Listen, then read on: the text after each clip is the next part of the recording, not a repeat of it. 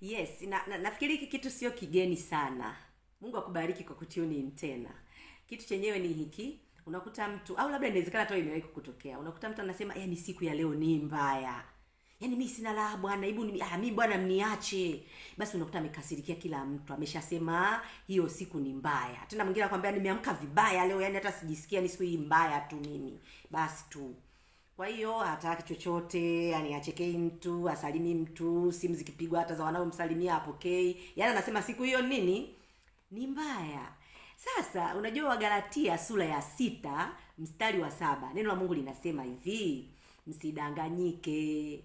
Kwa kuwa chochote apandacho mtu ndicho atakachovuna. Sasa najaribu kutafakari, kwa mfano mtu kama anasema hii siku ni mbaya. Hivi kweli hiyo siku Mungu anaweza kumfanyia muujiza?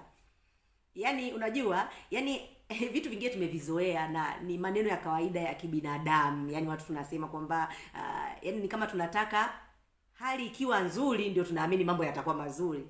Lakini kumbe kinyume chake ndio sawa, kwamba hali ikiwa sio nzuri tunatakiwa kuibadilisha, kwa sababu sisi ni viumbe wenye mamlaka. Sisi sio viumbe ambao kwamba ni bendera ufuata upepo, kwamba tunaenda hali inavyokuwa. Yaani siku hiyo tukiamka tunajisikia vizuri vizuri ndio tunasema siku ni nzuri. Siku hiyo tukiamka watu wanatuchekea chekea tunasema siku no. Haiko hivyo. Lakini ni kwamba siku ambayo tumeamka tujisikii vizuri. Mimi sisemi kwamba huwezi kuamka ujisikii vizuri. Yaani inatokea kabisa kuna siku you are moodless.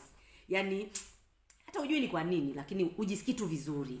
Sasa hiyo siku ujue ni siku ya vita. Na hiyo vita unatakiwa kuishinda. Kwa hiyo unapojisikia vibaya, moodless, ujisikii kumpenda mtu, unajiona kama upendwi tu, yani kuumwa sio kuumwa, hapo ujue kwamba hapa vita ipo na ninatakiwa kuishinda. Sasa vita katika hali kama hiyo vita kuishinda ni rahisi tu. Neno la Mungu kwenye Mithali sura ya 18 mstari wa 21 linasema hivi, mauti na uzima huwa katika uweza wa ulimi, na wale waupendao watakula matunda yake. Kwa hiyo kama mauti na uzima viko katika uweza wa ulimi, siku ambayo umeshasema ni siku mbaya, umeshaipa jina, maana yake umekaribisha mabaya. Kwa sababu mauti na uzima viko katika uwezo wa ulimi, yani kile unachoweza kukitamka, uwezo wako wa kutamka mabaya tegemea kupata mabaya.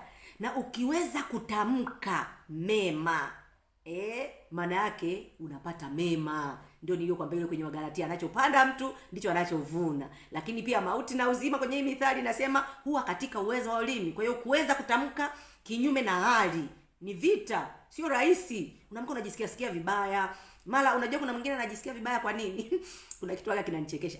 Asubuhi tukiwasha simu, unashangaa message imekuja ya M-Pesa, inaandika imethibitishwa.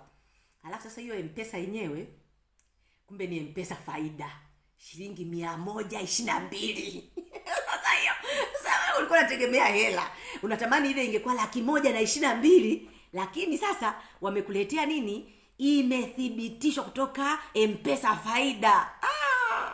Unaanza kuiona siku mbaya, kwa sababu ulikuwa unatamani upate hela, labda kuna watu unawadai hela, au kuna mtu ambaye labda mume wako yuko safari ameenda kufanya biashara, unategemea hapo atakurushia mshiko, unashangaa inaingia 122.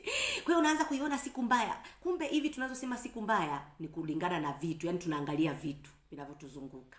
Lakini neno la Mungu linatuambia tuyatafakari yaliyo juu, yasiyoonekana, yaliyo juu ya akili zetu. Na kama tunayatafakari hayo ndio tuyaseme.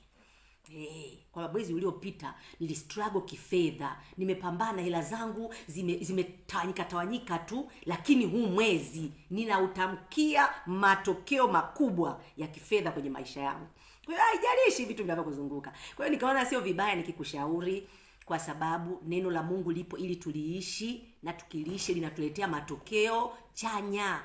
Kwenye ile nimalizie tu kwenye ile Kumbukumbu la Torati sura ya 30. Ukienda pale mstari wa 11, anasema kuhusu lile neno haliko mbali, usiseme ya kwamba nani atatuletea. Ukiendelea pale chini, nani atatuletea aje atuambie. Nani anasema hilo neno liko karibu nawe sana, katika kinywa chako na moyo wako upate kulifanya.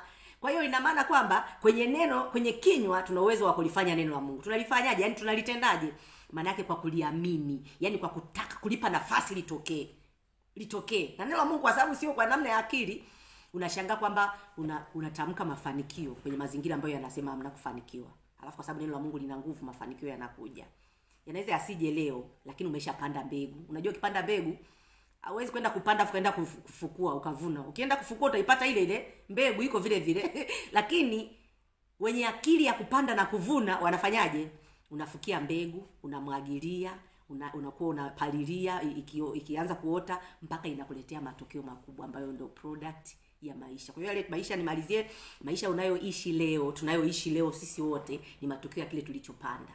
Kwa hiyo unaweza ukaanza kupanda vizuri zaidi. Na kuomba Mungu akusaidie usiwe unazipa siku majina mabaya, wala usiishi kwa kutegemea mazingira, ila wewe upate neema ya kubadilisha mazingira. Mungu anakupenda, tena anakupenda sana.